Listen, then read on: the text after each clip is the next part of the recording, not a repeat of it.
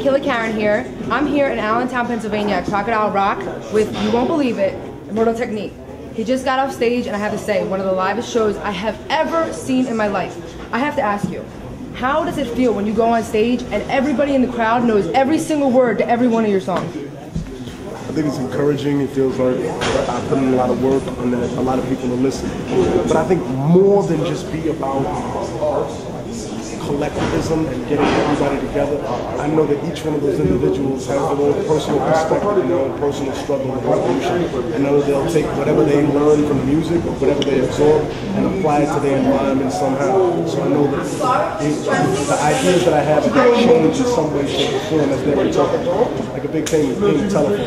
And it's interesting to see what that's going to manifest into in terms of other people.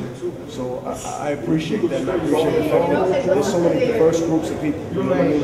You'll find college kids, street niggas, gang members. Somebody drove 8 hours here to see you.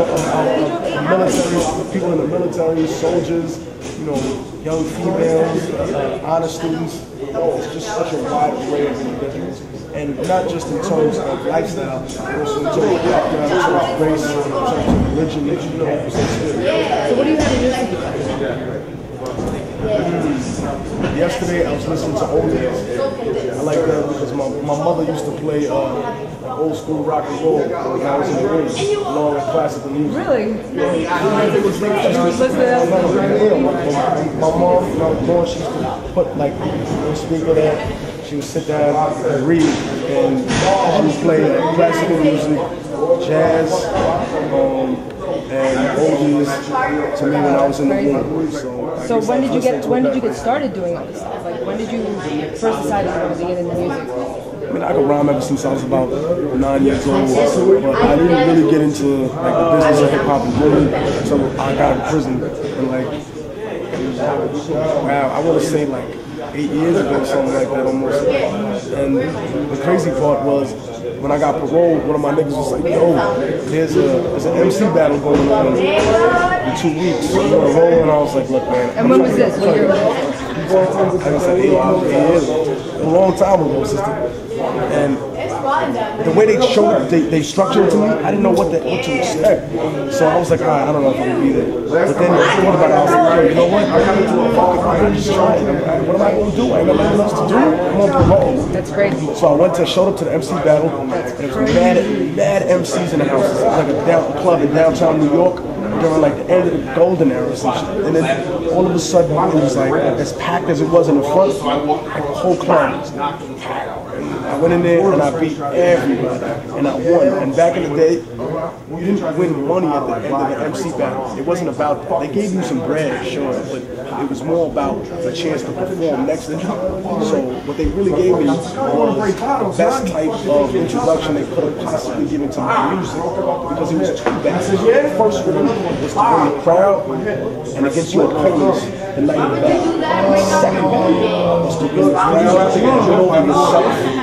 Because you need to master self, crazy master. Next time I got the best introduction possible. I thought it would be really anticlimactical. I went up there and some bullshit like I seen some niggas do. So I went up there and they were like, yo, announcing last month's MC Battle Champion, Immortal Champion. And I came on there and I did songs that I wrote in prison for Volume 1. And people liked them. So I thought to myself, you know what, if I keep doing this and I keep on this path, maybe I can make some success out of this, you know what I mean? And it robbing people, and it made no sense. That was a part of my past that I had to leave behind me in order for me to truly accept revolutionary vision. That's a crazy story. Okay, well, I know actually Lethal Lost Cause is a good friend of mine who told me he was actually he was supposed to be performing with you tonight. But he didn't I had no idea. Oh, really? He opened for me in Philly. He's a good brother. Like, I know a lot of. He was supposed to, but then it got canceled or something. I had no idea. Let me ask you a question. Is there any, like, who are you working with now? Like, do you have any collaborations with him? I can't do that. Okay. Do you have anyone that you're looking forward to working with, maybe? Somebody that you haven't worked with yet? It ain't that. It's just, I have a lot of interesting collaborations for the Middle Passage and Revolutionary Volume 3. But, you know, first I'm going to finish this project in Afghanistan, rebuilding the medical center and the orphanage.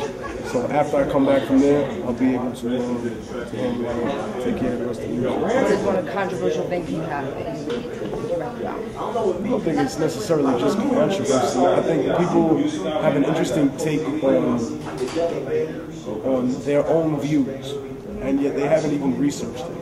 For example, like, if you're going to talk to me about something, you cannot talk to me about a belief system without a historical context, right? Like, I have a lot of family members that are Christians, right? And I tell them all the time, I'm like, look, I'm not opposed to your religion. It makes you a better person. And that's the best part about it. If it's not helping you in that way, then what good is it to you? If it's making you into a more negative person, if it's reinforcing racism and occupation and destruction, then what good is it? And it's not doing anything positive. But at the same time, I tell them, before you come up to me and talk about the Bible, I think it's important for us to realize how the Bible was structured. For example,